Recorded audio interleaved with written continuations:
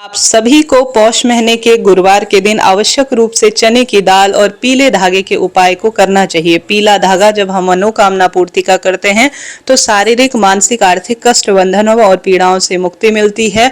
आप जानते होंगे गुरु ग्रह मजबूत है तो पुत्र प्राप्ति का वरदान मिलता है, पति बच्चों से प्रेम मिलता है, सौभाग्य बढ़ता है और दुख दारिद्रता का अंत स्वयं ही हो जाता है। पति बच्चों के लिए नौकरी, रोग, कर्ज, दुख, दारिद्रता, ट्रांसफर, परीक्षा, व्यापार, वृद्धि के लिए यह उपाय चमत्कारी माना जाता है कि इस स्वरूप में ध्यान से सुनिए, जो अंत तक बने रहें। सबसे पहले 11 दिसंबर का दिन है। इस दिन गुरुवार रहेगा जो कि श्री नारायण को समर्पित दिन है और साथ के साथ गुरु ग्रह की मजबूती के लिए बृहस्पति देव के निमित्त भी यह कार्य किए जाते हैं। आप जानते होंगे पंचांग में मैं पढ़ रही हूँ जिसमें लिखा हुआ है कि पौष महीने की सप्तमी तिथि का इस दिन व्रत किया जाएगा। सप्तमी तिथि माँ शीतला जो देवी स्वरूप है उनको ही समर्पित है। शीतला जो सप्तमी है वह 11 दिसंबर को होगी क्योंकि इस दिन सप्तमी तिथि 1:57 के आसपास तक है। उसके उपरांत अष्टमी तिथि होगी। आप जानते होंगे इस दिन पूर्वा फाल्गुनी नक्षत्र है और उत्तरा फाल्गुनी नक्षत्र भी सर्वश्रेष्ठ रूप में है। प्रीति योग का निर्माण हो रहा है जो कि सर्वश्रेष्ठ रूप में जाना जाएगा। राहु काल में किसी नए कार्य की शुरुआत ना करें। राहु काल का शुभ समय 1:39 से 2:49 के आसपास है। राहु काल किसी भी श्रेष्ठ कार्य के लिए शुभ नहीं माना जाता है, इस चीज को नोट करते हुए चलिएगा। आप शुभ समय अगर देखना चाहते हैं तो शुभ समय जैसे अभिजीत मुहूर्त अर्थात हर कार्य की जीत का समय कहा जाता है। अभिजीत मुहूर्त का समय 11:58 से 12:41 के आसपास हो रहा है। इस तरह से यह 11 दिसंबर 2025 के शुभ और अशुभ समय की मैंने आपको बात बताई। अब आप सभी को उपाय कैसे करना है सुनिएगा और अंत तक आप बने रहिएगा।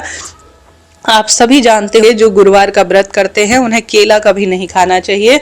जो गुरुवार का व्रत नहीं करते हैं वह केला खा सकते हैं, कोई दिक्कत की बात नहीं है। इस दिन का जो केले और जो अन्य चीजें होती है वह प्रिय भोग के रूप में जानी जाती है, जैसे कि गुरुवार के दिन हल्दी खरीदना, चने की दाल खरीदना, सुहाग संबंधी सामग्री खरीदना, सोना चांदी खरीदना, चावल खरीदना या शुभ वस्तु खरीदना गुरुवार के दिन माँ लक्ष्मी की कृपा और श्री नारायण की कृपा दिलवाने वाला होता है। तो किसी नए शुभ काम की शुरुआत करना चाहते हैं तो निश्चित रूप से श्रेष्ठ स्वरूप में गुरुवार को आप कर सकते हैं। यह बहुत शुभ वार माना जाता है। इस दिन साथ के साथ आप सभी कोशिश करें, महिला पुरुष सभी को पीला रुमाल अपनी जेब में रखना है या पीले रंग के कपड़े पहनने चाहिए। रंगों का अपना महत्व है और ज्योतिष में इनका वर्णन भी मिलता है। नहाने के पानी में आपको 1 चुटकी हल्दी जरूर डालनी चाहिए, इससे रूप निखरता है और गुरु ग्रह मजबूत होता है क्योंकि हल्दी आयुर्वेदिक दृष्टिकोण से भी एक औषधि स्वरूप में मानी जाती है। अगर इसे आप अपने मस्तक पर धारण करते हैं, नाभि पर लगाते हैं, नहाने के पानी में काम में लेते हैं तो बहुत शुभ इसका परिणाम मिलता है।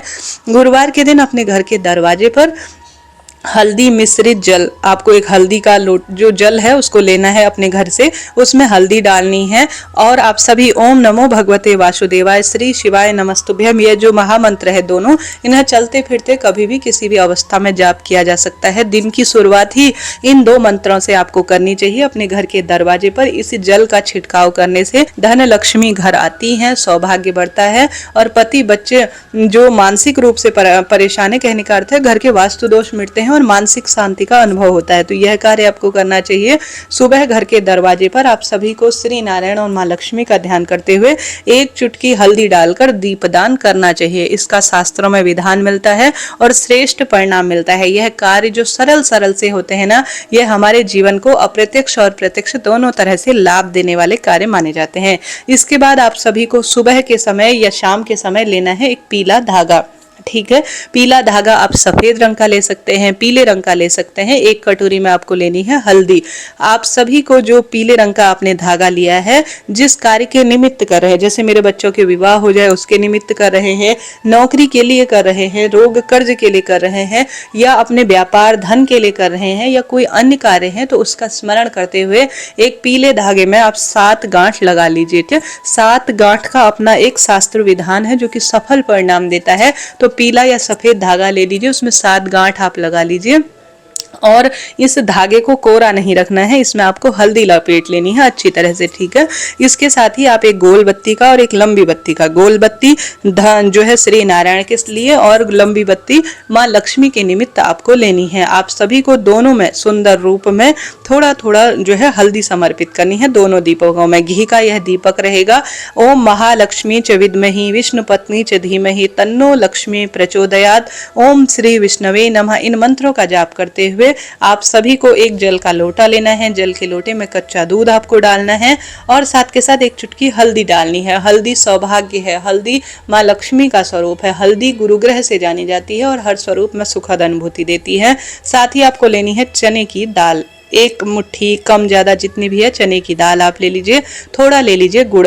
कहीं भी केले का पौधा आपको दिख जाए, अपने घर पर हो या कहीं भी पार्क स्थान पर, पूर्वाभिमुख होकर आप सभी को बैठना है, अर्थात पूर्व दिशा की ओर अपना मुख करते हुए बैठना है। सबसे पहले आपको जो मंत्र बताया अपना नाम गोत्र बोलकर और अपनी जो कामना है वह कह आपको केले वृक्ष की जड़ में आपको समर्पित कर देना है, ठीक है। समर्पित करने के बाद आप सभी को लगाने हैं दोनों दीपक। दीपक के नीचे थोड़ा चावल या हल्दी का आसन देते हैं तो शुभ माना जाता है, तो आप यह दीपक दोनों प्रज्वलित कर लीजिए। उसके बाद आप सभी को केले वृक्ष की जड़ की अच्छी पूजा करनी है। जैसे केले वृक्ष की जड़ में रोली, चंदन, मोली, अक्षत सभी चीजें समर्पित करें। गुड़ और जो चने हैं भीगे हुए उसका भोग लगाकर आप जो धागा लेकर गए हैं, 7 गांठ लगा हुआ जो धागा लेकर गए हैं पीले रंग का, उसमें आपने हल्दी लगाई है, उसे अपना नाम गोत्र बोलकर और जो कार्य सिद्ध होना है आपको 7 गांठ लगानी है। इस बात का ध्यान रखें। आपको केले वृक्ष की जड़ में समर्पित कर देना है, बांध देना है, ठीक है। फिर केले वृक्ष को प्रणाम कर कर अपने घर की तरफ आ जाएंगे। यह उपाय बहुत चमत्कारी है। देखिए, धागा बांधने का कार्य आज ही नहीं, वेद शास्त्रों में लोक मान्यता अनुसार समय समय पर पवित्र नदी के आसपास, पवित्र मंदिरों में, पवित्र पेड़ों में जरूर से धागा बांधा जाता है। मनोकामना पूर्ति का धागा आपको यह एक गुरुवार कर कर देखना है, लाभ आपको देखने को स्वतः ही मिलेगा। इस तरह से आपको यह कार्य करना है। बढ़ते हैं दूसरे उपाय की तरफ। जैसे कि गुरुवार का दिन है, आपको गुड़, चना और केला गौ माता को जरूर खिलाना है, क्योंकि गौ माता में 33 कोटि देवी देवताओं का वास है। यह सरल सा काम आपको बहुत अधिक लाभ देने वाला होता है। इसके साथ साथ तुलसी में भी आप पूजन करें। तुलसी में भी आप कच्चा दूध, हल्दी समर्पित कर कर दीपक जरूर लगाएं। तुलसी माँ लक्ष्मी की ही स्वरूपा है। साथ के साथ आप पीपल वृक्ष का पूजन करते हैं तो बहुत ही बढ़िया है। घर पर श्री नारायण की मूर्ति है तो वहां पर बैठकर आप सभी सुंदर रूप में ओम नमो भगवते वासुदेवाय इस महामंत्र का जाप करें। और साथ ही श्री नारायण की जो मूर्ति प्रतिमा है उस पर भी रोली, चंदन, मोली, अक्षत वगैरह सारी चीजें समर्पित कर कर भोग प्रसाद समर्पित करें। गुरुवार के दिन घर में पोछा नहीं लगाना चाहिए, बाल नहीं धोनी चाहिए, साबुन शैम्पू का प्रयोग नहीं किया जाता। इस चीज का आप ध्यान करिए।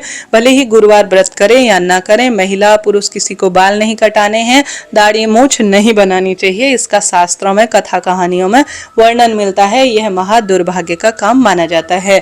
अब सप्तमी का व्रत कई लोग करते हैं संतान के लिए, तो आप संतान सप्तमी व्रत करते हैं तो आप विशेष रूप से जो माँ भगवती हैं अर्थात दुर्गा माता हैं उनके स्वरूप का पूजन करें, उन्हें भोग प्रसाद समर्पित करें।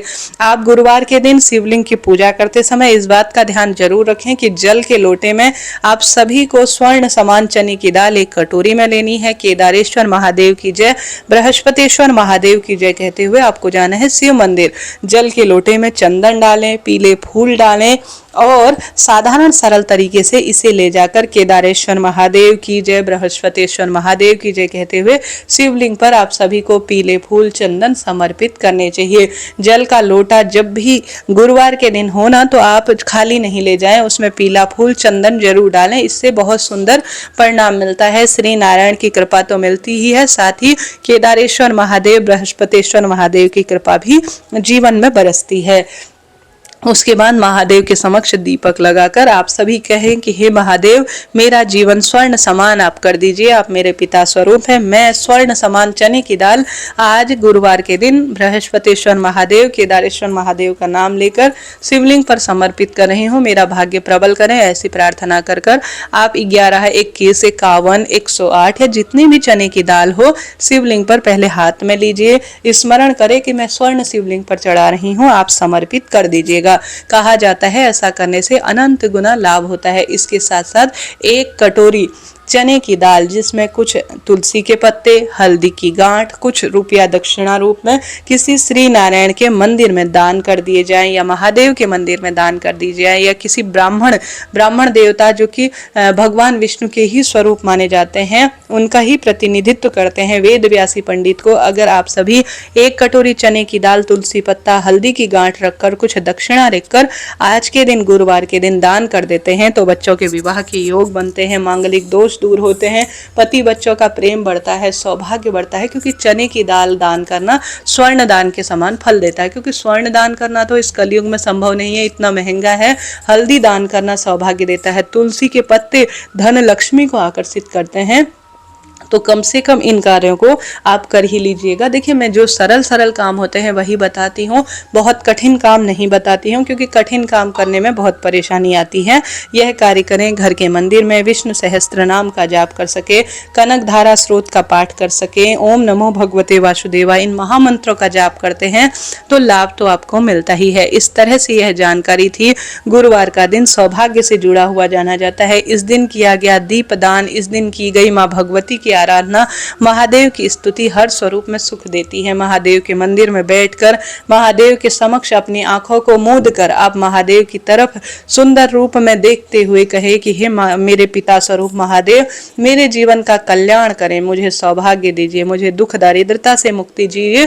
ऐसी आप प्रार्थना जरूर कीजिए। सरल काम है, छोटे छोटे काम है, लाभ तो इनको मिलता ही है। शाम के समय पीपल, आंवला, बड़, बेल पत्र, घर का द्वार, घर की रसोई, महादेव श्री नारायण के मंदिर में दीप दान करने का प्रयत्न कीजिएगा, लाभ आपको मिलता ही है। बिना व्रत के भी, व्रत नहीं कर पाते हैं तो भी जो सरल मैंने आपको कार्य बताए उन्हें कम से कम करिएगा, लाभ आपको मिलता ही है। केले का पौधा कभी भी घर के दरवाजे पर नहीं लगाना है। घर के पीछे साइड या घर का कहीं भी स्थान है बालकनी तो पीछे की साइड ही लगाना चाहिए। घर के दरवाजे पर अनार का पेड़, तुलसी का पौधा ये लगाने चाहिए, इससे वास्तु दोष मिटता है। घर के दरवाजे पर केले का पौधा कभी भी नहीं होना चाहिए। जहां तक मैंने वास्तु के हिसाब से पढ़ा है, ज्योतिष जानकारी ली है, मैंने यही देखा है, घर के दरवाजे पर केले का पौधा शुभ और श्रेष्ठ नहीं होता है। घर के पौधे जो घर का द्वार है वहां पर कांटे इत्यादि न हो, ऐसा सुंदर फूल इत्यादि होने चाहिए, ऐसा सुंदर पौधा आपको लगाना चाहिए। तो तुलसी का घर के द्वार पर स्थान है, अनार के पौधे का या कोई शुभ फूल इत्यादि को ही घर के द्वार पर लगाना चाहिए। आशा है, उम्मीद है यह जानकारी आपके लिए रोचक रही होगी।